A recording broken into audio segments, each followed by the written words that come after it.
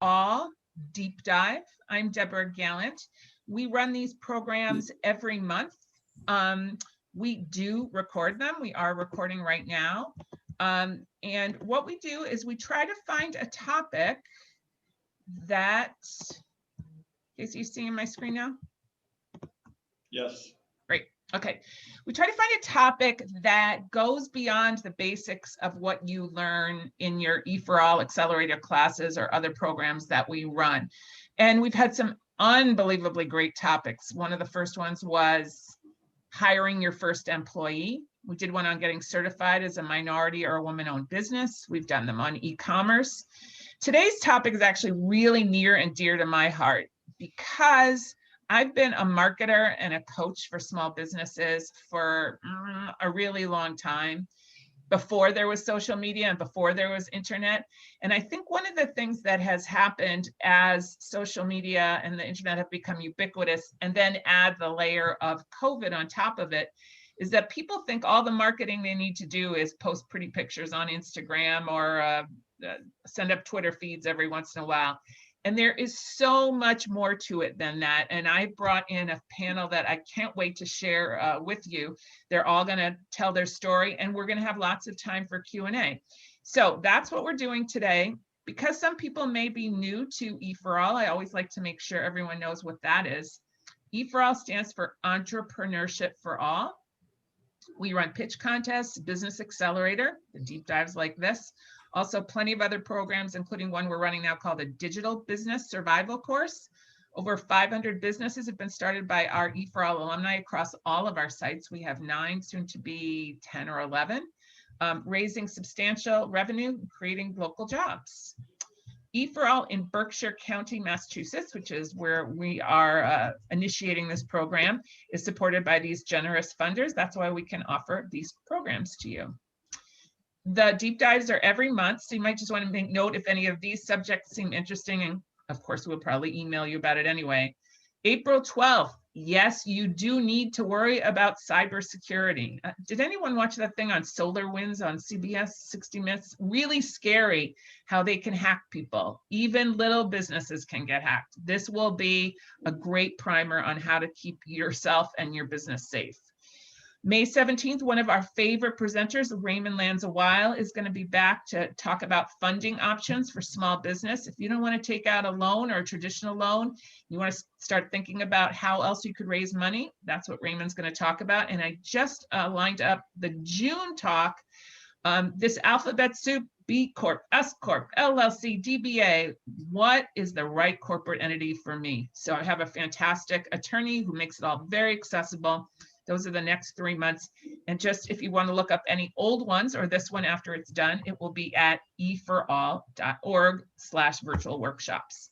And because I can't lose an opportunity to promote something, I just want to make a little pitch for an upcoming E4All event called E-Fools All, partnering with One Berkshire, Fun Berkshire, a virtual comedy show. It's at cocktail hour, 5:30 p.m. on April Fool's Day, emceed by our E4All alumni, the Laugh Dealers, with nationally known comics. So it's a $10 donation that all goes to, 100% goes to the Berkshire County COVID Relief Fund.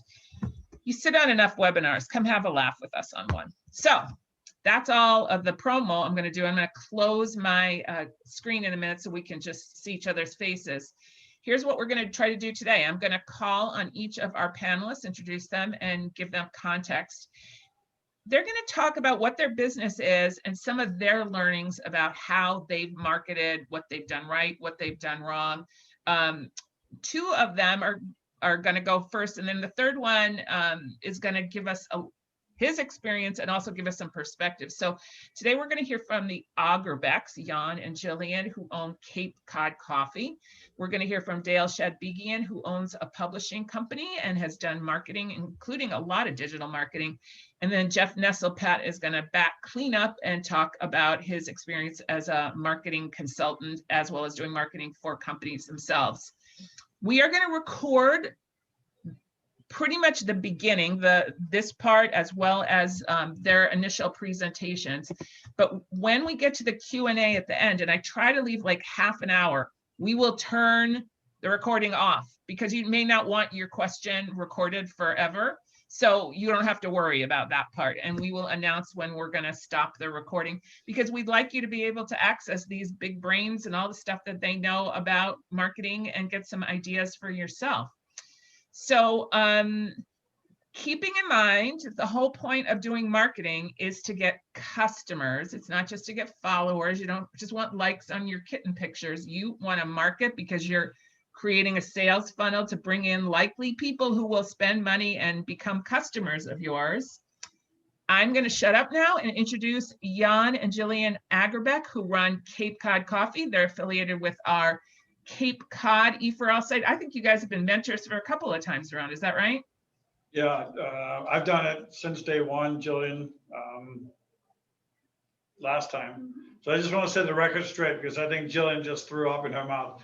So Jillian runs marketing for us. My wife is not here right now, so I don't want people, poor Jillian thinks that she's married to me. So we got about 65 people in the company, and she runs all of our marketing and events, and specifically used to run events, but specifically on the social and traditional marketing, digital marketing. And well, I'm glad you made that clear. Can you tell us just a little bit more about Cape Cod Coffee before you get into your story? Absolutely. So Cape Cod Coffee was founded in 1970, and no, not by me. I'm old, but not that old. Pam and I purchased the company in 2015, so we've owned it for 5.5 years. When we bought it, we had 3 employees. We have 65 today. Once COVID eases up a little bit, we'll probably be closer to 80 people. We are a coffee roasting company based in Mashpee, in the old Exit 2 on Cape Cod. Now I forget what the new exit number is. It's all confusing to all of us, but we are coffee roaster by heart. We focus mostly on New England, but we are distributing right now all over the US to individuals and coffee shops and law firms, engineering firms, you name it, we got it. So we're a traditional kind of coffee company, but we're trying to do a new spin on it from a marketing perspective, from our branding, logos, colors. We do a lot of events. We spend a lot of time, money, and effort on giving back to the community. So we're very involved in it. Instead of just writing checks, we're participating in events, getting the brand out there. If you can't tell by my shirt and the trailer behind me, orange is our company color. We promote a lot of things, our cups and everything in orange. So it's about not just brand recognition from the lighthouse, but also color brand recognition. So when we go, we have a lot of customers that go to events, whether it's a market or whatever, the first thing they look for is the orange tent to see if we're there with our coffee. When we do our branding, as far as donations and stuff, we show up in person. So we get involved in giving away free coffee, free bags. We do fundraisers. So from a marketing perspective, we started, as something as simple as I don't know if you can see it on, I'll try and get it up close. It's for some reason it's not working on the camera, but it's a coffee bag, has a picture of the Cape, has a lighthouse on it. Inside the coffee bag has lobsters and waves and so forth. So when you open up your bag of coffee, it reminds you of the Cape. So we're tagging on. We're very smart people, but we're tagging on to what Cape Cod potato chips have done as far as paving the name Cape Cod. And so we're doing a lot of the similar stuff as far as obviously using our Cape Cod name. On marketing traditional, we do a lot of, now we start on the whole geo, tagging and so forth. So when you go to different competitors, for lack of a better term, and you go on social media, you might have an ad coming up from us. But for us, it's about the consistency of that brand. It's the logo, it's the color, and doing public events. Jan, can I just ask you on a business perspective, and I do want to hear from Jillian about what you do, marketing and how you make a plan and how much is online, how much is offline.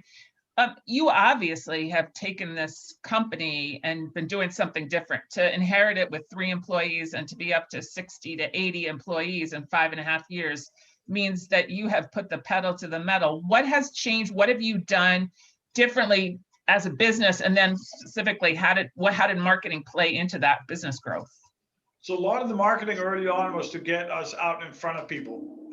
You can talk about coffee all you want, but if you don't get out there and people try it, you're not going to convince people to break it. People go, what's your biggest competitor? And I go, status quo. People get up in the morning, especially in New England, they drive to Dunkin' Donuts. So now it's just Dunkin', right? That's where they go. And how do you break people from that habit of go to Starbucks and the other places? You do that by having them taste the product.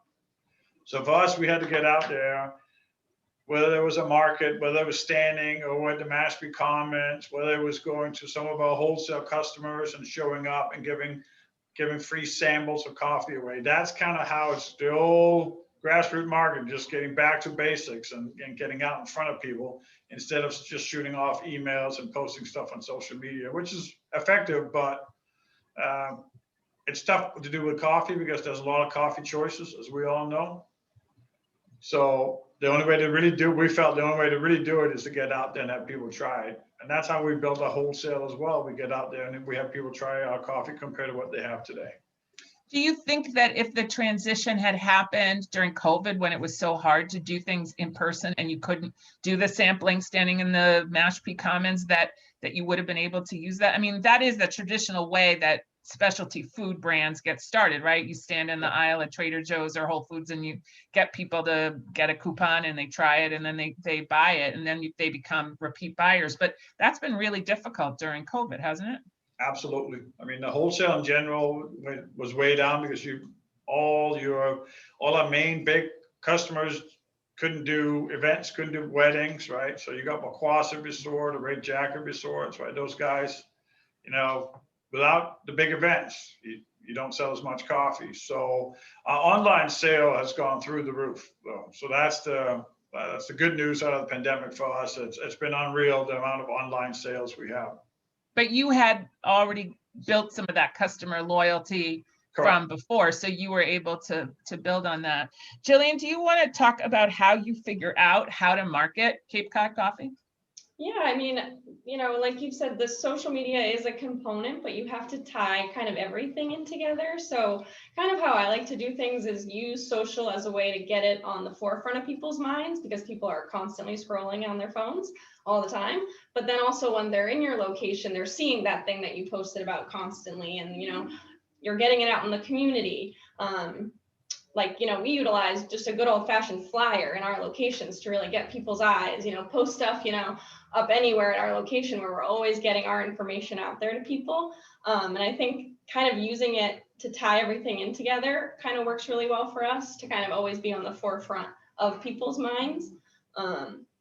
And then the whole being out in the community, sampling coffee, even though we can't necessarily be out there ourselves, we still utilize things like working with local banks. Like right now we're doing a promotion with them where we have our coffee at the bank at Rockland Trust and Mashpee for 2 weeks. So everyone can kind of see us when they go into the bank. So kind of just always being out there in your community is kind of what is really working for us. And the social component does factor in, but it's definitely not kind of the main focus.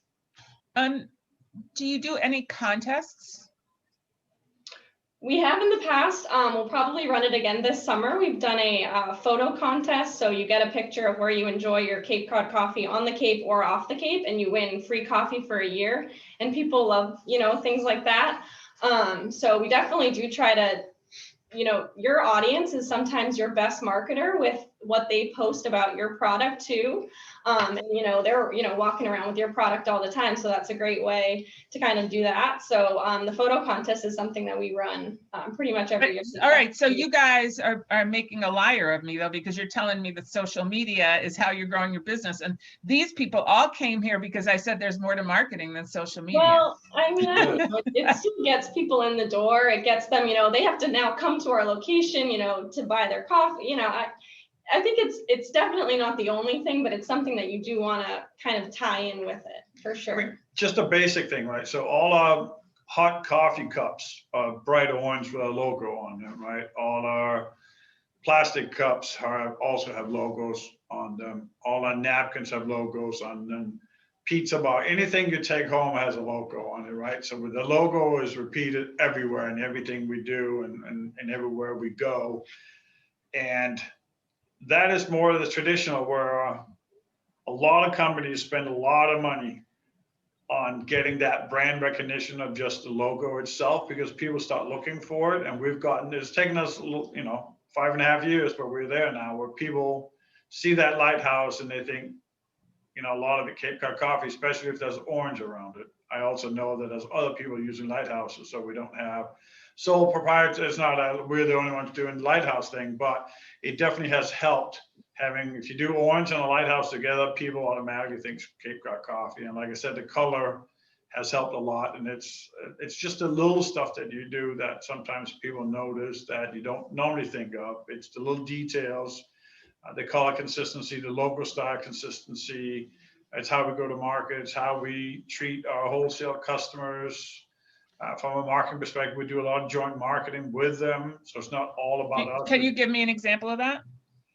Yeah, so so like Black Dog, for example, uses our coffee both in their restaurants, but also in their retail stores. So it's their bag, has their label on it, but they also use our logo and name on it. So we do joint marketing on that.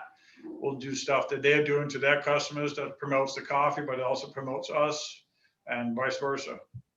So in fact, I bet while social media is important because Black Dog wants to see you be visible, that was a deal that you needed to sit down in an office and hammer out with somebody. This wasn't something that you were just influencing, like you said, the resorts that are using you, or a banquet hall, that those are not new kinds of clients who are showing up because you're doing a contest. Show me where you're drinking Cape Cod coffee. No, that's the old, you got to go out, you got to talk to them, they got to try your product. You got to talk why you're different, what you do differently than other people are doing. And they can get coffee from a lot of different people, right? So why are we better? Well, we're better because of the quality of the coffee and the quality of the service, hopefully, but also because we do spend extra time, money, and effort on marketing, both individually, like us by ourselves, but also we do the co-branding and co-promotion and co-marketing, and that helps us get us out there. How do you deal with all of the people on Cape Cod who have a little league team, a PTA, a charity, and all want you to contribute, if not money, coffee? Because every small business, especially when it was locally oriented as yours, probably gets, 50 requests a month, something like that. 3 a day. Before COVID, it was even more than that. Yeah. I primarily handle all those, and we try to say yes to everyone that's local. And what we love to do, instead of, we do give out free coffee for people, but one of a raffle prize we love to give out is you get 2 empty bags of coffee and an invite to come and have a private tour here. So, you win the prize, but you do have to come into our location, pick out your coffee. You get to come and see how we do all of the roasting. So we find that that's a great way to, a lot of times people will come and redeem that prize and they'll have never been here before. So it's a great way to get new people in the door and get them kind of really seeing what we're doing here. And we used to have 3 requests a day average. Then we made everybody go online and fill out forms online. And it's now gone down to 1 a day average. Okay, so my 50 a month was a pretty good guess. Yeah. It was a pretty good guess. So the tours that you give, are they a marketing vehicle, or are you actually making money from a tour? They're free, so it's all marketing. All right, well, that's pretty different. That's not a social media thing. That's you have to come in person to buy into my brand, right? Yes. No, people love the tours. That's definitely been great for us. And it gets people in the door and it gets them seeing something that they don't normally get to see, for sure. All right, now one question I hear a lot from my entrepreneurs is there a specific percentage of your budget that you say, okay, we made $1 million last year, so we need to spend 200,000 this year on marketing? Is there a fixed percentage? And then beyond the fixed percentage, how do you decide over the course of a year how much to spend? Have you planned it a year in advance? Do you do it as you go? How do you guys figure that out? When we started out in 15, we kind of was shooting from the hip a little bit because we didn't know a lot. We didn't know what we didn't know type thing, right? So it was still a learning process.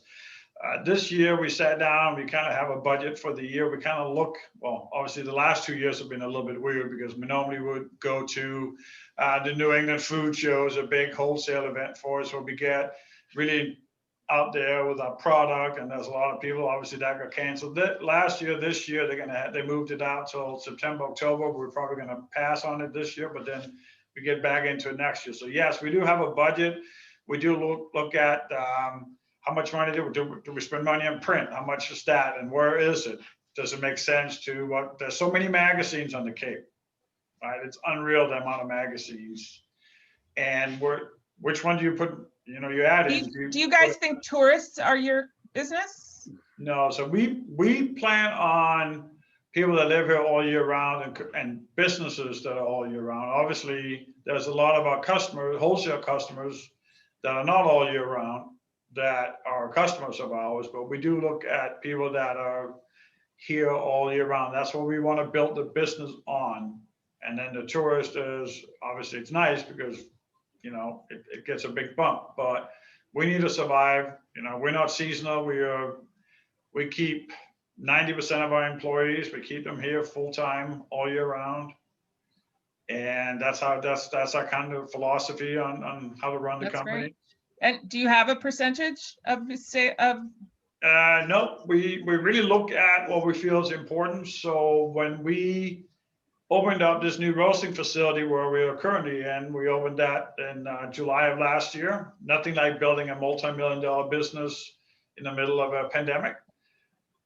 So then we went into a little bit more of, okay, we're going to actually do stuff that we haven't done. We did some print. We did some we're even looking at the old flyer going into people's, you know, houses, because we changed a lot of what we did from our old place to this place.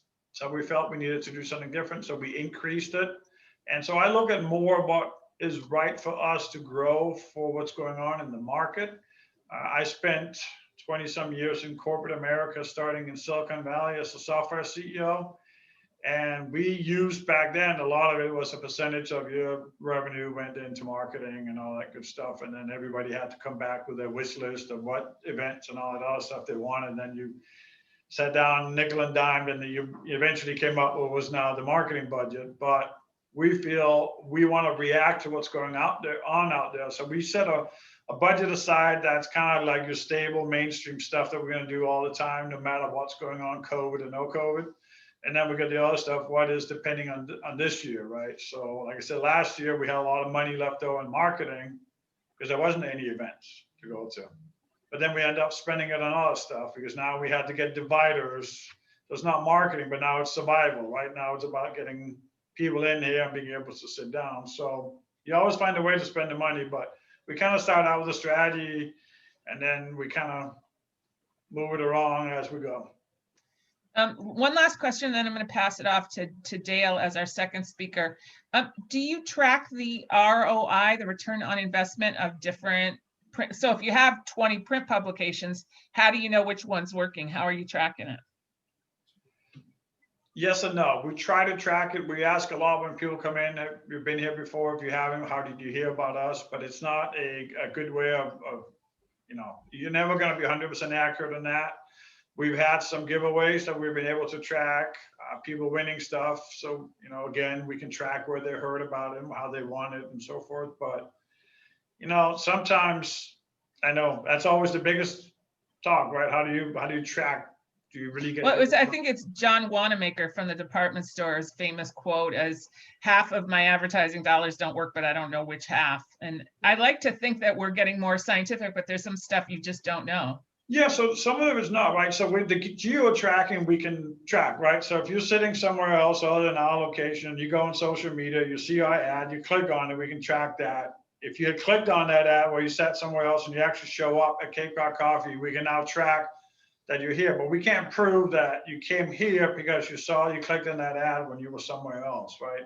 Plus, you don't know how many other ads or farmers markets or Mashpee Commons things they've seen before something on social media triggered them, because it takes multiple impressions to get people to do stuff, right? I think we have found that in our business, being a coffee roasting company, that people trying the product, whether that is here on site or somewhere else, is kind of the ultimate, what's going to give us the business. Great. Okay, I am going to move to our next panelist, but we are going to come back, and I already have a few questions for you, so that'll be great. Thank you for sharing. You're We're going to welcome. go to Dale. I'm going to say your last name, but I might say it wrong. Shadbegian. That's perfect. I got it. Dale is also a friend of ours from Cape Cod, and he is a publisher and a media person. I'll let you do your own bio, and he's going to talk for about 15 or 20 minutes as well about his experience doing various marketing methods with his business. Thank you, everyone. Hello. My name is Dale Shadbegian, Dale Shadbegian, however you want to pronounce it. I don't even know how to pronounce it. So I have bought, built, and sold about a dozen businesses in the past 20 years. My current business is Cape and Plymouth Business Media, and we are basically a free regional business news network. We're the only business-focused news network and from South Coast, Cape Cod to South Shore. We were focused largely on print until I took over last January. It was a pretty easy decision to move digital when COVID hit. We weren't quite ready for it, but it was in our plans. So we were kind of thrown. Dale, can you give me just a little bit of background? What are some of those other businesses that you ran? Sure. So I have owned a sports marketing company where we would have Red Sox players. We'd pay them to come to an event and appear, and they would sign things, and we'd promote them. Hair salon.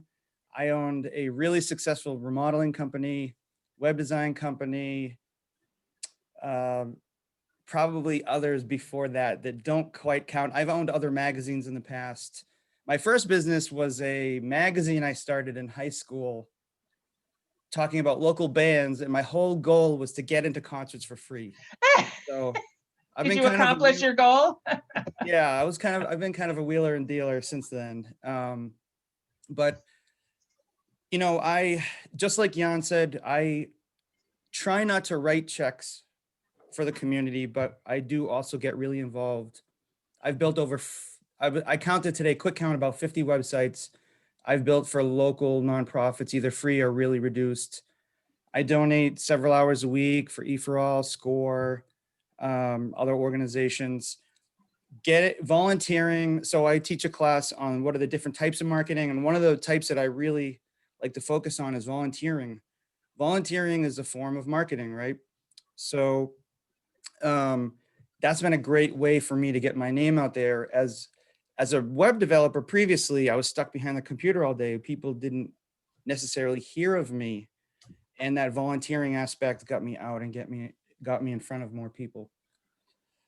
So the magazine, how we survive is we don't have advertising, we have supporters. So our supporters, obviously we give them ads, but they help support our business network. And it's been a big shift in the way that we talk about how we portray our advertisers. And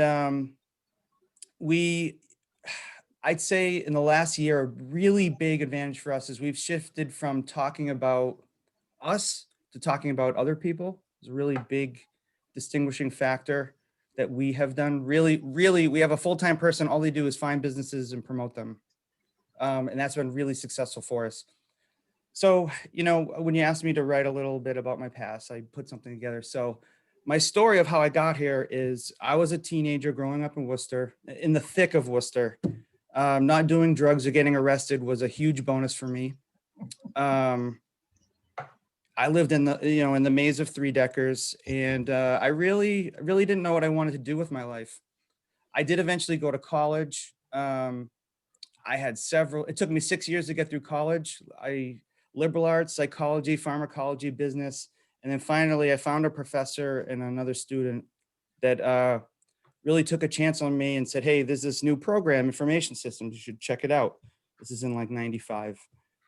So it was there that I learned about marketing, and I learned probably one of my most important life lessons at that moment in my life where my friends were stealing things that they wanted. I realized that I had to do something with my life. I had to get out there. I had to learn skills. I had to put myself out there and earn these things that I wanted in life. And my big aha moment was someone kind of broke something down like this to me.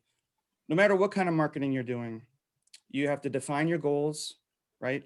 And you said right in the beginning, goal is to sell stuff, right? It could be, if you're a nonprofit, it could be to raise money. It could be to get more people to help, whatever it is. You define your goal, you define your audience. Who's going to actually be interested in participating and helping you get this goal? You find where they congregate and you present content to them that helps them gain interest in what you're doing, and it reaches them emotionally. So Jan was very articulate in, the status quo. He's reaching people emotionally. Like a cup of coffee is a very emotional purchase. I don't know about you, but for a lot of us, that cup of coffee in the morning is like something that I look forward to when I get out of bed. I don't buy it because, like if my hot water heater breaks, great, I need a new one. But, I think there's a real huge emotional connection that we have with some of the things that we buy. So you find where these people congregate and you give them information, you give them reasons to try and support you and buy that product or, that service. You deliver exactly what they want, you warranty it, give them exactly what they're looking for. That was like a huge moment for me. Like, no matter what you're doing in life, if you follow that process, I think you're going to be successful. I also learned through lack of cash flow in my various businesses, the words you use and the imagery you use is huge. Like Jan said, I don't want to keep putting you on the spot here, but the lighthouse, right? People identify with imagery and words. So in my remodeling company, we would do a $100,000 kitchen for somebody. And then I drive by the house and they were having the roof done. And my instant reaction was like, what the heck? Why didn't they call us? And I'd actually, I was in marketing and I was the marketing person in the company. I would call them and say, hey, what happened? And they said, oh, we didn't know you did roofs. It's like, you have to think about these things, the words that you use. If you're not really describing that whole service that you do, people are funny. If you don't say roofs on your website, they might not think you do roofs, right? As a business owner, we think, I would hope we had enough of a connection. They would reach out when they have that question, but that's not always the way it works. Now, see, I thought you were going somewhere else with it, Dale. I was thinking of the people who claim to do a meticulous job in your house, and their guys are hanging out of the truck with the untucked shirt and smoking cigarettes, and all of a sudden, this image that you've worked so hard to build is completely shot by the inconsistency of the message of those workmen. We worked really hard. I said one of my points in marketing is I said deliver and warranty exactly what you promised. And that's a huge part of it. A lot of our success was our target audience was people who didn't want the shenanigans, right? It's easy to sell that. It was harder to deliver in reality. Another really important thing I learned really early on when Facebook came out, social media is not selling media. So you have to be really careful about not always trying to pitch things to people, right? It's always something like a give, ask, right?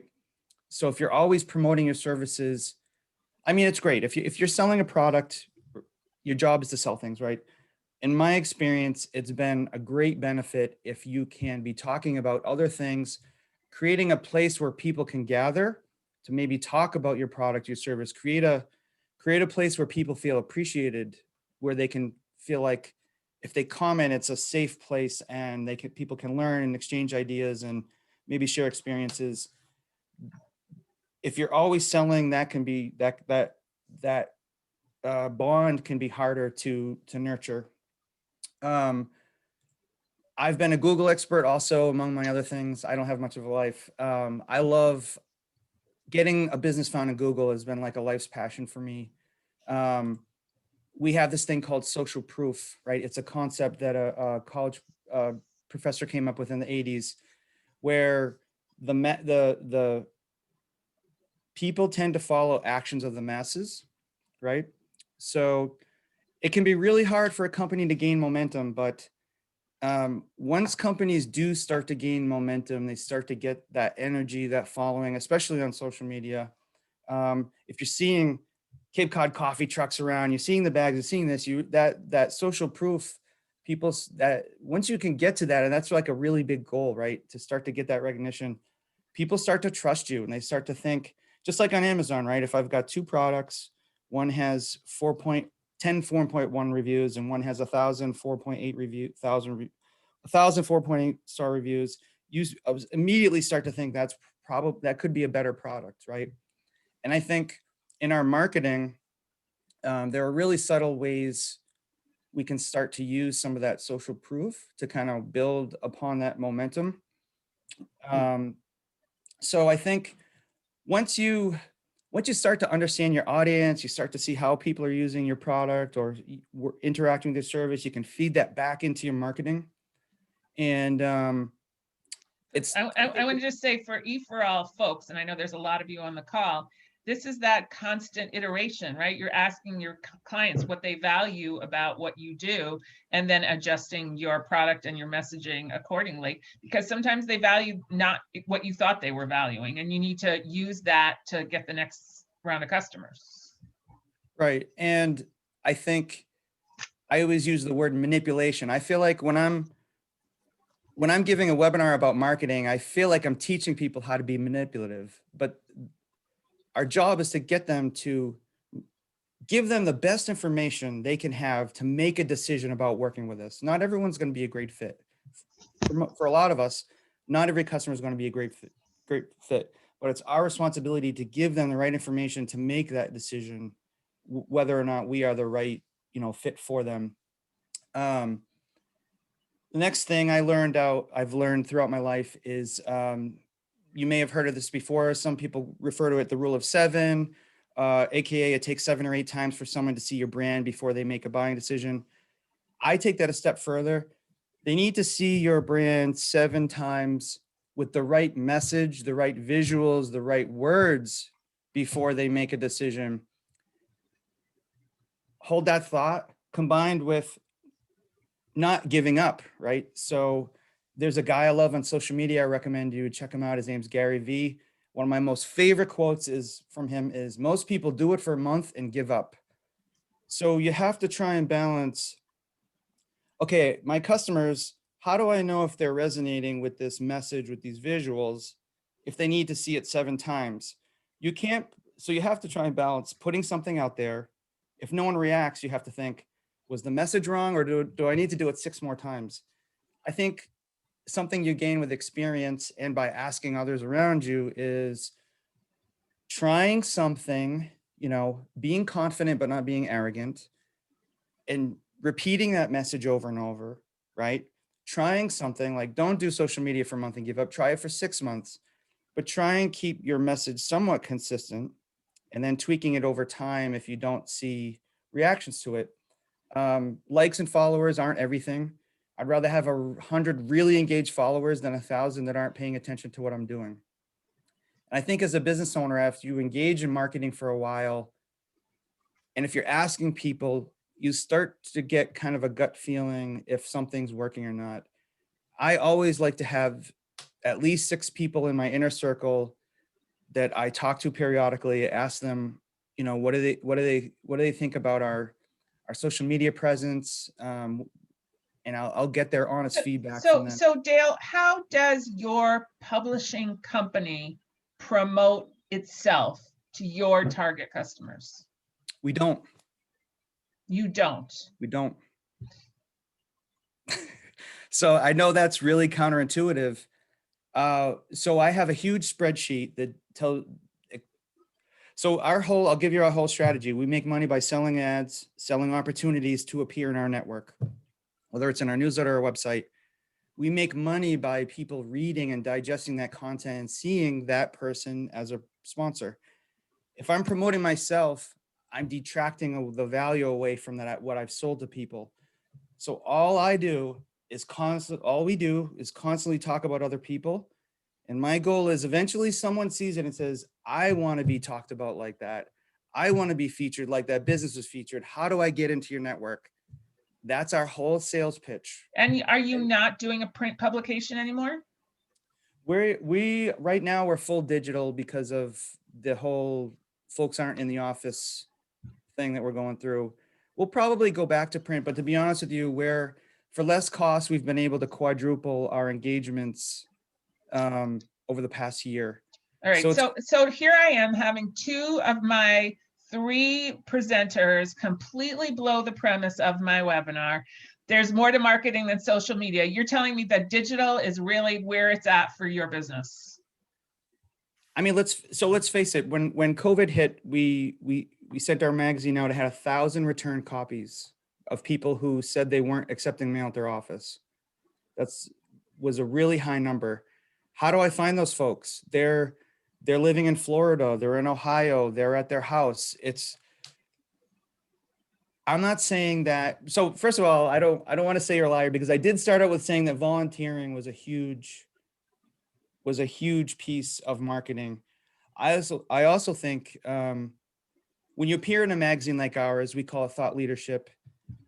That's building that social proof. If you're seeing a product and then you're seeing them on social media, and then you're seeing them in an article in a prominent business magazine, and then you see them at a volunteering event, I'm really, and you're getting found in Google, right? If you're typing into Google that particular skill and that business is coming up, and articles about that business is coming up, and they have good reviews. What I'm saying is I'm using all of these things to build a really rich presence.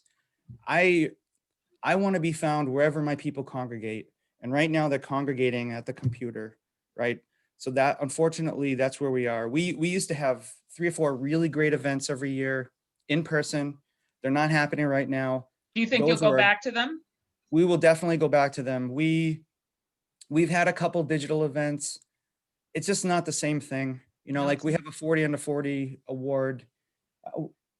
We pick 40 young, talented, engaged, very philanthropic individuals in our area. We did it digitally. They submitted videos. It just wasn't the same. I mean, it was nice. It had to be done. We wanted to recognize the folks who, worked hard to get there, but it wasn't the same. It wasn't like getting in front of a crowd. The energy was different. So events are usually part of your thing, and hopefully post-COVID they will. We're going to come back to you because I have many more things to say to you, but I want to give my last panelist his time in the sun. Jeff Nestel-Patt is Berkshire's guy. So we had 2 Cape Cod and 1 Berkshire's. And Jeff comes to us from a long career in marketing and has worked with lots of different kinds of companies. And Jeff, they're talking about digital media. Do other things work? Help me out here. Well, great question, Deborah. And so believe it or not, there was a time when there was no such thing called digital marketing.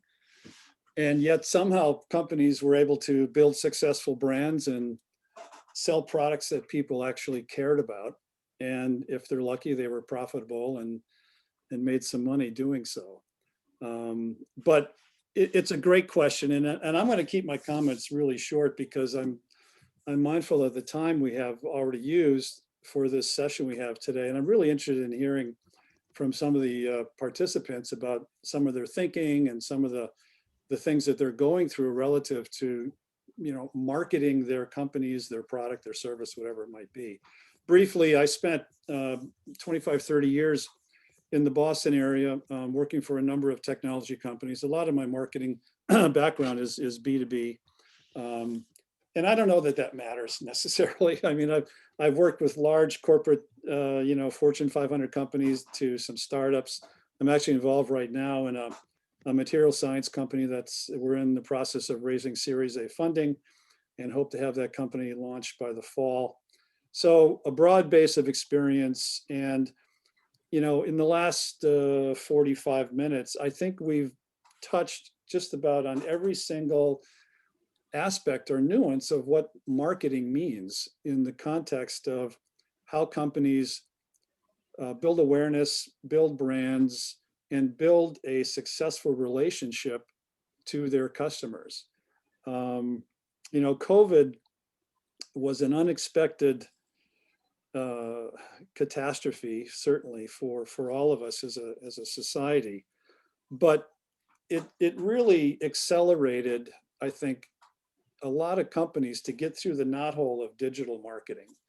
And it really got them, to think about this in a way that maybe they were putting a toe in the water, not quite sure, but suddenly something like COVID comes along and it's like the whole, sort of analog world comes to a stop, and now what do? Their business has to pivot. The way they used to do things is no longer, possible. And wouldn't you know it, a lot of these companies have come through that, and Dale was just alluding to that a minute ago, and they've gotten to the other side, and it's like, whoa, this is working. There's a whole new way to think about how we build relationships and build loyalty with our customers. It seems like on any given day, there's yet a new way to apply digital technology to some kind of marketing strategy, all of which may be great. But what gets me interested and exciting when I talk to clients is, regardless of what channel you may think is the right channel for your product or your service, let's start with what's underneath the cover, so to speak, in terms of what is your message. Why would a customer care about what you do? Okay. Why, what is it about your service that makes you unique? And what is it that a customer is actually going to value? I some years ago, I was working for a company in Westford, Mass. And one of our board members was Clayton Christensen. I don't know if any of you know who Clayton Christensen was, but an extremely talented, kind of visionary, Harvard Business School. And he wrote some really foundational books that became quite provocative in the world of technology marketing. The biggest one of those, I think probably the most successful, was The Innovator's Dilemma. And he really, looked closely at, how can a successful company like a digital equipment corporation, where I spent 12 years of my life, and other companies like that have established this massive, market share across a number of different product categories. How can that company suddenly, go out of business? How do you lose a big, huge market position to an upstart incumbent who has no track record, nothing to really stand on? How does that happen? And so he did a deep dive, into the analysis of that, and very interesting work. But one of the things he did toward the end of his life, he started looking at, the notion of, he said, look, when you think about, marketing your products to your customers, you really have to understand what job that person is hiring your product to do. And, the first time I thought about that, I was like, huh, what? Wait a minute, hiring, what job is, I'm going to get a cup of coffee, on my way to the office. I've got a 30-minute drive ahead of me, and I'm going to pull into my usual favorite coffee shop. And The E for All folks all know the milkshake video. A cup of go. So they know the milkshake video. All right. So we're mining familiar ground here. So anyway, it's to me, successful marketing is about really to use the theme of today's webinar, deep dive into understanding who your customers are at a really, really deep level, and what is it that they care about, and why are they indeed hiring, what job are they indeed hiring your product to do? And I think everything flows from that, whether it's events or print advertising or TV or billboards or some multi-channel, digital strategy. You're not going to be successful unless you really know what the heck it is that, customers care about in the first place. So that's it. I really look forward to hearing some comments and some of the things that you guys are doing as you look to build your businesses and connect, deeply with the people that you're trying to reach. So I'm going to open up to questions in a moment, and I'll ask you all to think about them, because I'm going to unmute you and let you ask your own questions. I want to reinforce one thing I heard from actually all three of you. The idea of your marketing, it's not a one-shot deal. You need consistent contact and touches. And Dale, I've heard the rule of 7 to be 13 now, that there's so much noise out there that you need more than 7 touches. And there's this idea of a know, like, and trust continuum. Maybe for a cup of coffee, I don't need to know too much about you, but for things that are higher consideration purchases, you need to bring them along the way. I want to ask each of you, and I'll start with Jeff because Jeff is still here unmuted. How do you cut through the noise now? You know, it might be that you were the only coffee company or you were the only whatever for a while, but now everybody's feed is filled with so many things. How many apps do you have on your phone? There's just so much digital noise out there. How do you cut through? Jeff? Well, people spend a lot of money trying to figure that out. I think there's, you know, look, you know, there were several key, I was writing some words down as we were, you know, as we started our conversation today, and a couple of things pop out from that: trust, perseverance, and authenticity.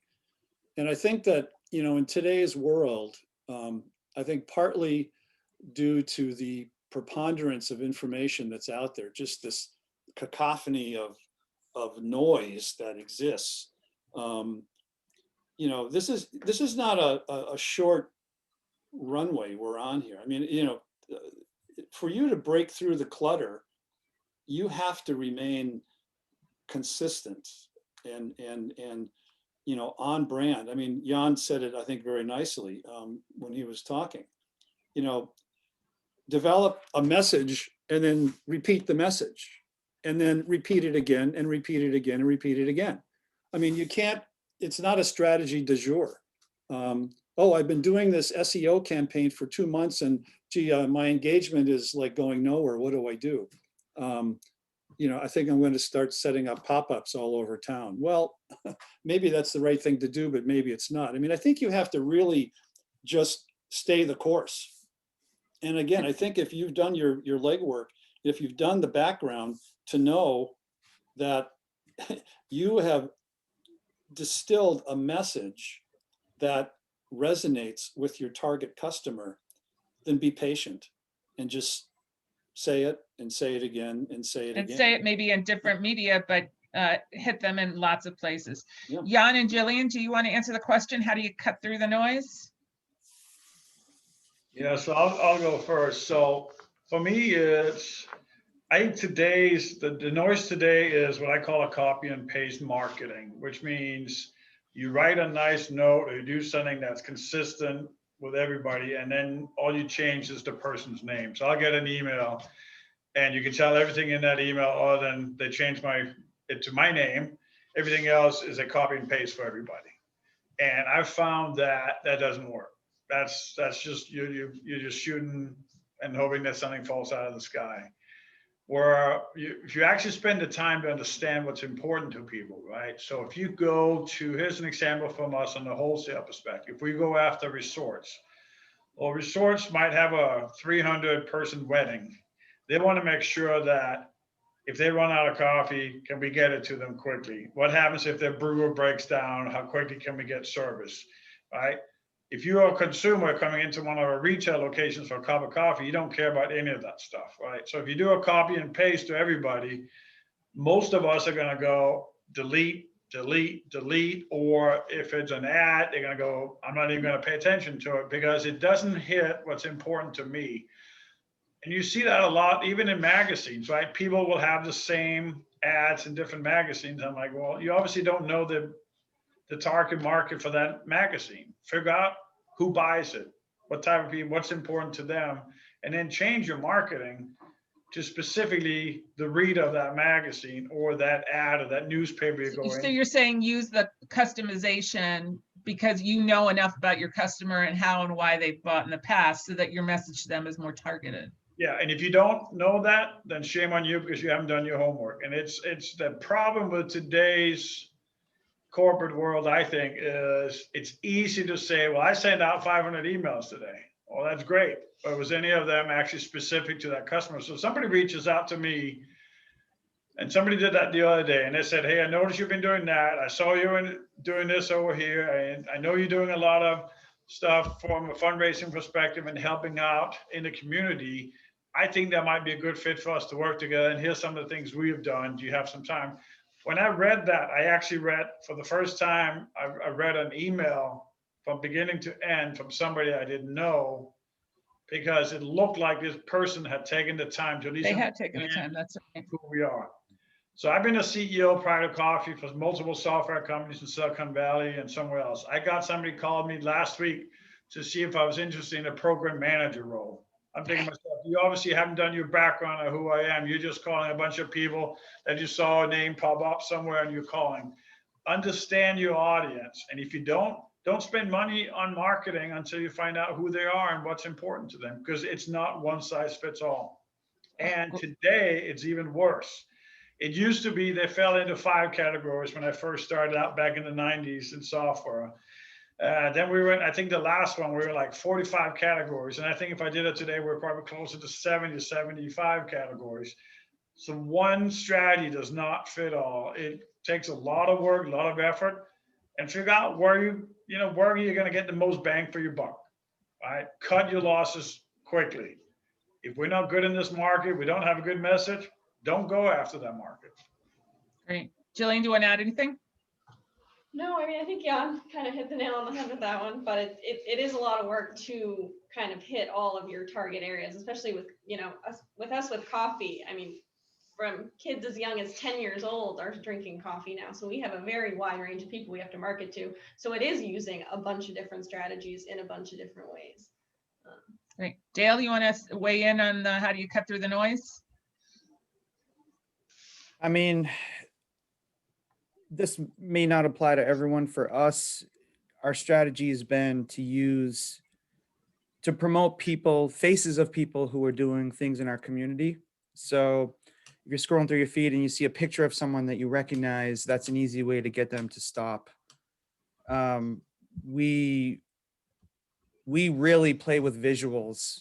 I think at a certain point we've shifted, we know who's in another thing is we know who's in our geography.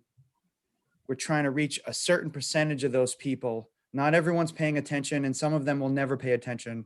So let's find who has time to pay attention, and let's see what's going to work with those folks. That's been somewhat of our approach. Actually, Dale, I think you're very brave and smart to say, some people are just not my customer, and I'm not going to bang my head against the wall trying to get them. If they're not in your target market, stop worrying about whether you're connecting with them. It doesn't matter. I remember one guy early on was so excited. I have 1,000 likes on my Instagram feed. I'm like, oh, what are you putting pictures of? Bunnies. Well, yeah, you're going to get likes, but how is that helping your business? I mean, if you can't draw at least an indirect line, then getting a lot of likes on your Instagram feed isn't useful. Okay, Casey, we are going to stop recording because we want people to feel like they can ask their